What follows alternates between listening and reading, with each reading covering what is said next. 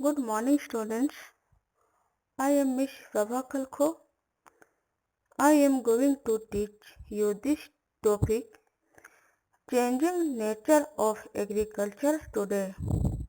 Students, पिछले video में हम लोग गुप्त वंश का शासनकाल और चंद्रगुप्त द्वितीय के दरबार में नवरत्न के बारे में पढ़ा।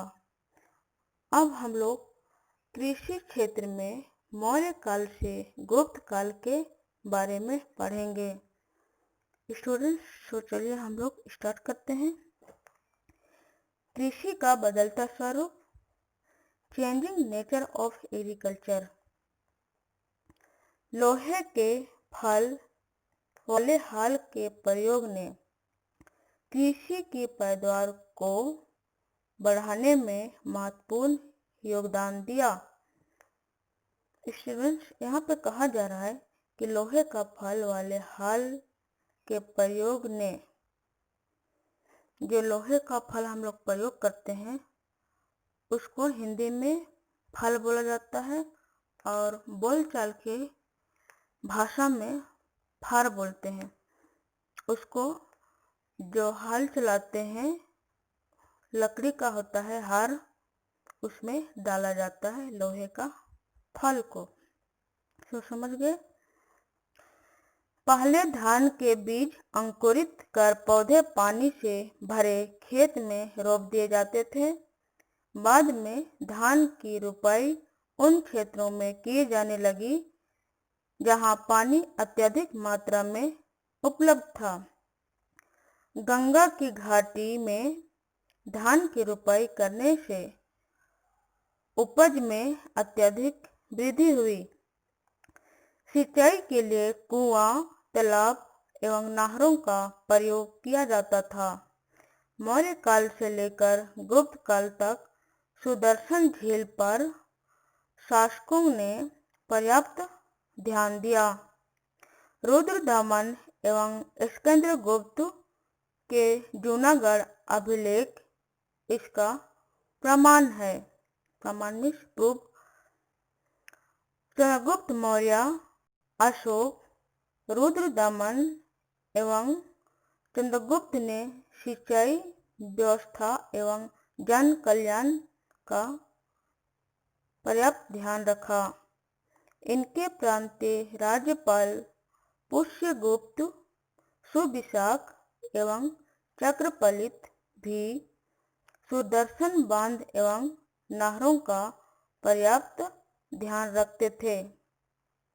बुद्ध काल 6वीं सदी ईसा पूर्व में मौर्य काल एवं गुप्त काल तक आते आते कृषि भारतीय अर्थव्यवस्था का प्रमुख आधार बन गई। गुप्त काल में राजा समस्त भूमि की माप करवाता था एवं उसे टुकड़ों में विभाजित करवाता था।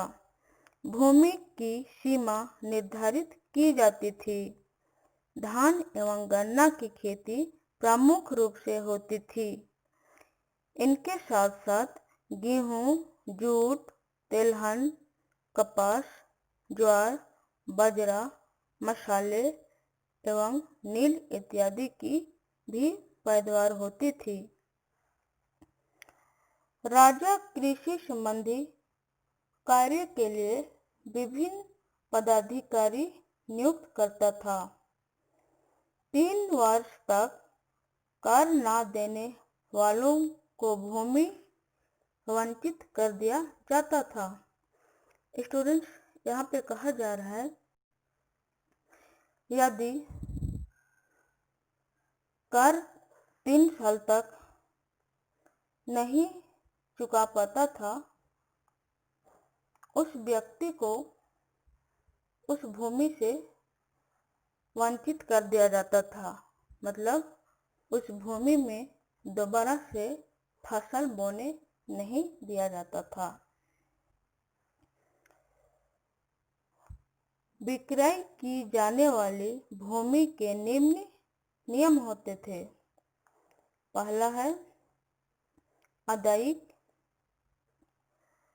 मृत व्यक्ति की भूमि का मालिक राजा होता था। दूसरा है गुप्त निधि।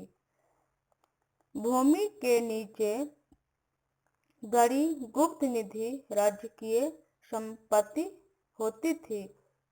गुप्त निधि का मतलब है कि गुप्त रूप से भूमि में संपत्ति को गाड़ दिया जाता था।